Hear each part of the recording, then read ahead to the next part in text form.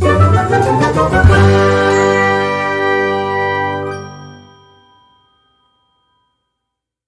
friends, welcome back to my channel. Welcome back to Veda. Today's video might be slightly longer because I have a shelf and a half of my favorite thriller books to talk about. Again, I'm going to try and make it short and sweet and just give you a couple of buzzwords. I feel like some of our previous videos in this series for Veda has gone a little bit longer because I just can gush and gush about my favorite books so much, but I really just want to make it short and sweet. The Housekeeper by Natalie Barelli. This is a con woman, a stalker, and she gets in your house by pretending to be a housemaid. Sorry. Off the Deep End by Lucinda Berry. Gross. So gross. This mom, Jules, is driving her son and her son's best friend home, I think. And she drives off the road into the water, and she only has time to save one person, so she accidentally saves the wrong boy and her son dies.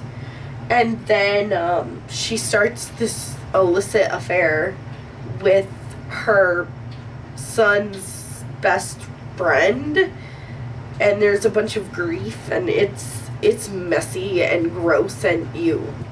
Then I have Darcy Coates' Dead of Winter.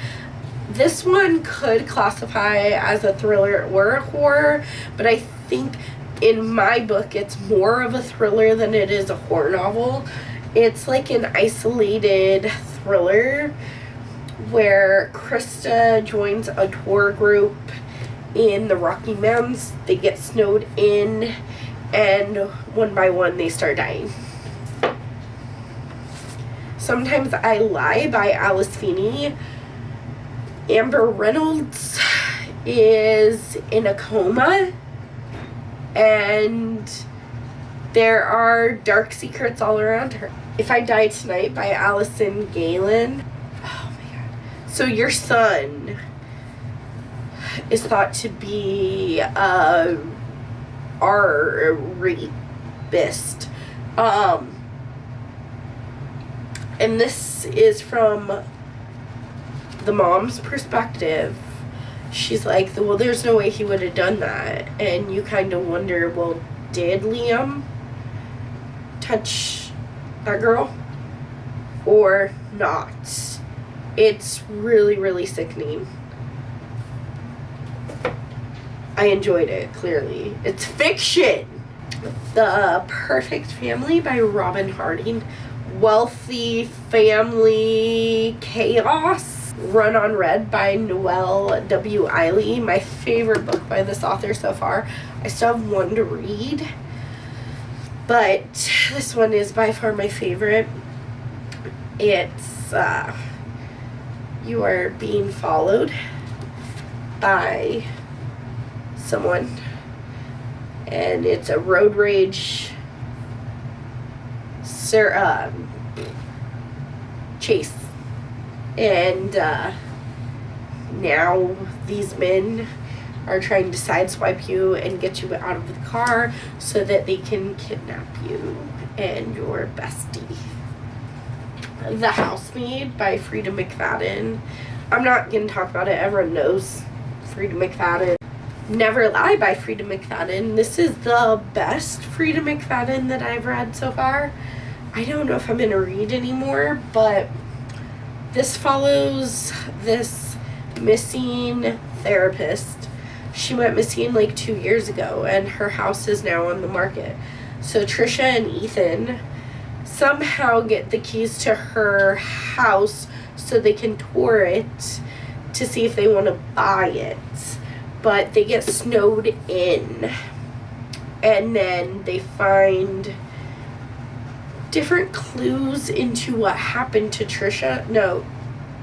Dr. Hale, who was the therapist that went missing. And yeah, it's very slow burn, but I enjoyed it. Don't Let Her Stay by Nicola Saunders. This is very much a domestic thriller about Joanne and Richard. They just got married, but then Richard's estranged daughter comes back into the picture and is like, hey, I need somewhere to stay, and then crazy stuff happens. The Other Family by Wendy Corsi Staub. This is The Watcher Knows Who You Are and What You Did. This is a family from the Howell family. They used to live in California. They relocated to Brooklyn, and then weird stuff has happened. And The Last Housewife by Ashley Winstead. Some would argue that you could use this for a horror novel. I would agree, but I do think it's more of a thriller than it is a horror novel. So that's why I personally put it with my thrillers. But you follow Shay, whose best friend killed herself recently. At least that's what the police are saying. Shay doesn't believe that her friend Christy, I don't remember, Laurel. She doesn't believe that her friend Laurel would commit suicide like that, especially after everything they went through in college. And then it turns into this dual timeline. Okay, this is their college story. This is what's going on now. And are they connected? And if so, how are they connected? It was dark. Think like Karen Slaughter dark. But it was great. Okay, now our hardcover thrillers. The Last Word by Taylor Adams. This was so good.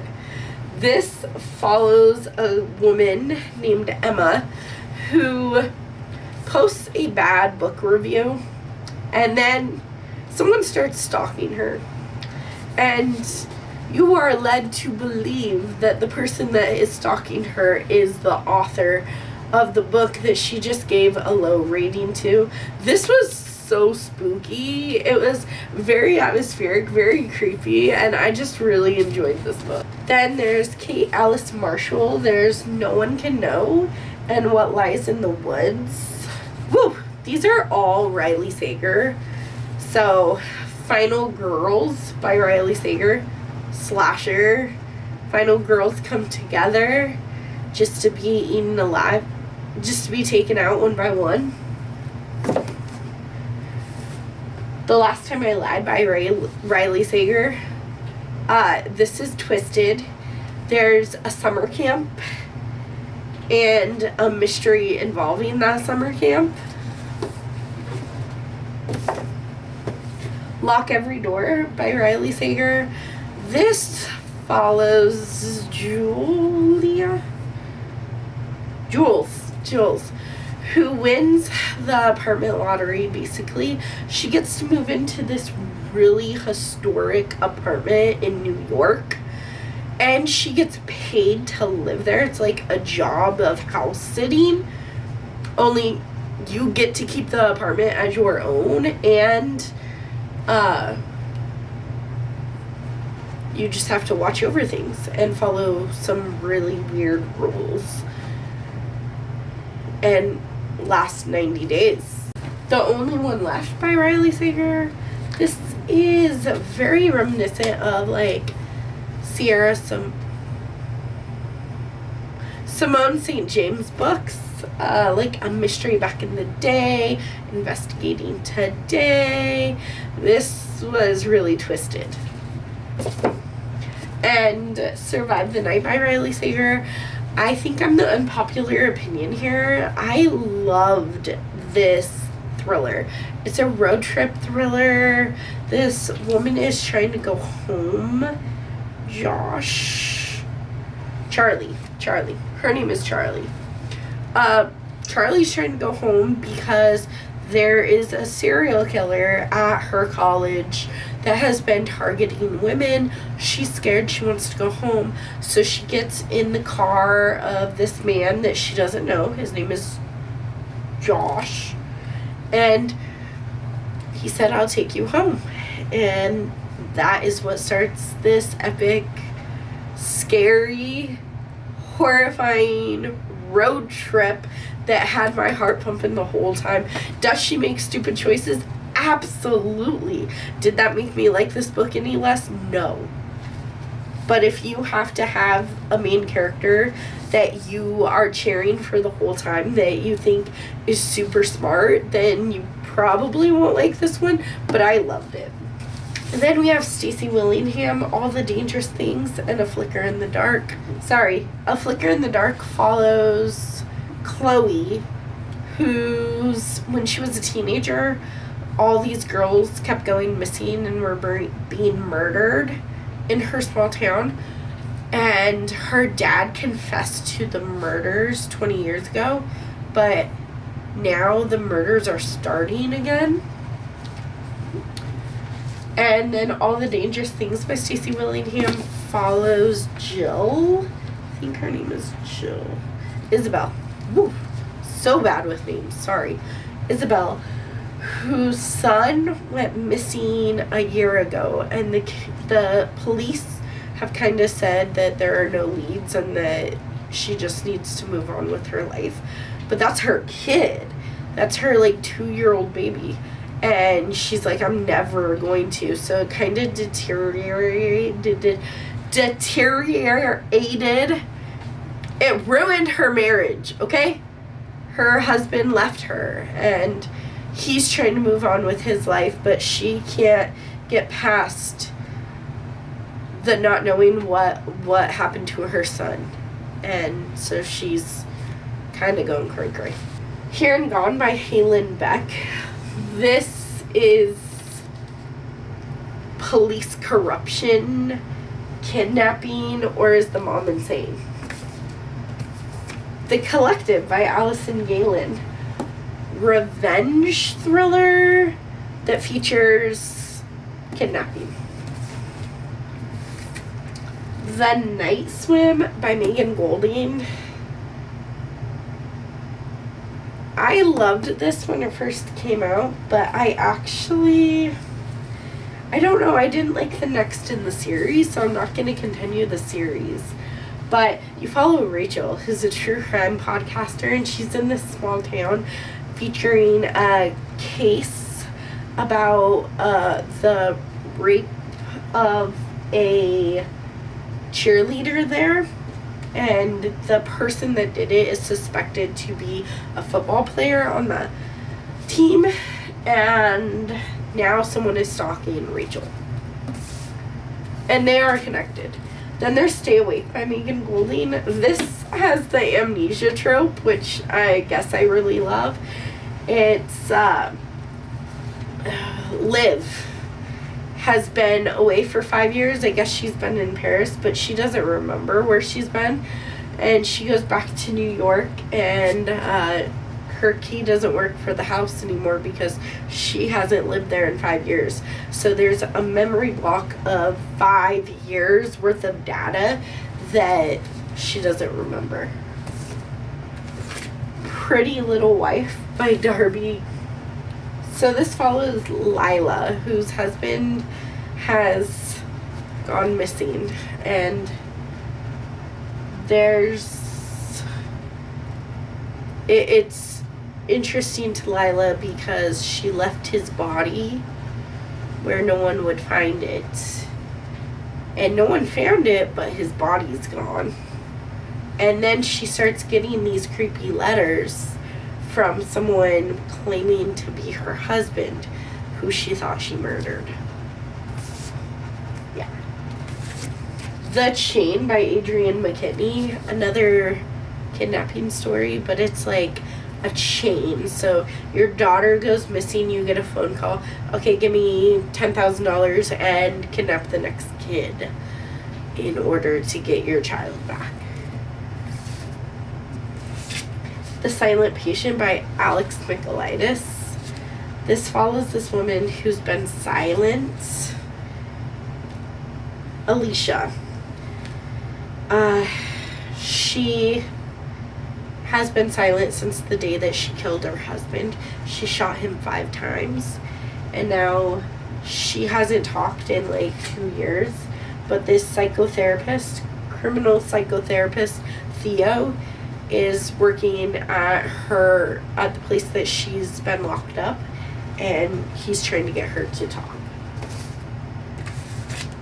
House of Glass by Sarah Pekkanen. This is my favorite Sarah Pekkanen book. Everyone has a breaking point. This is like a wealthy family that has a young nanny. The young nanny was seemingly killed.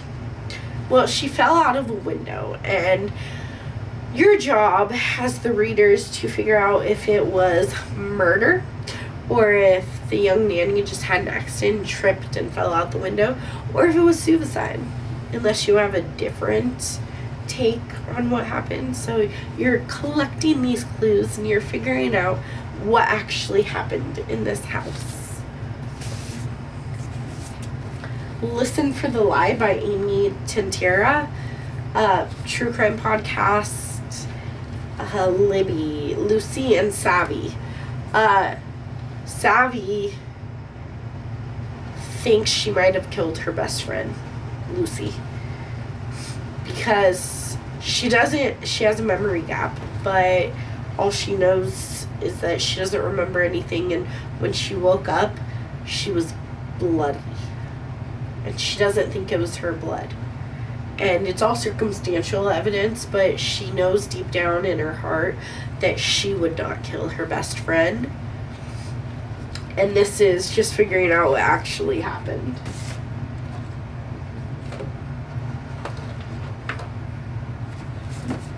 The Turn of the Key by Ruth Ware. This is my favorite Ruth Ware, probably the only Ruth Ware book I've liked. This one is also about a nanny, but this nanny is accused of killing one of the little girls that she was supposed to take care of. And this book comes from her. She is writing a letter trying to reach out to a lawyer to represent her.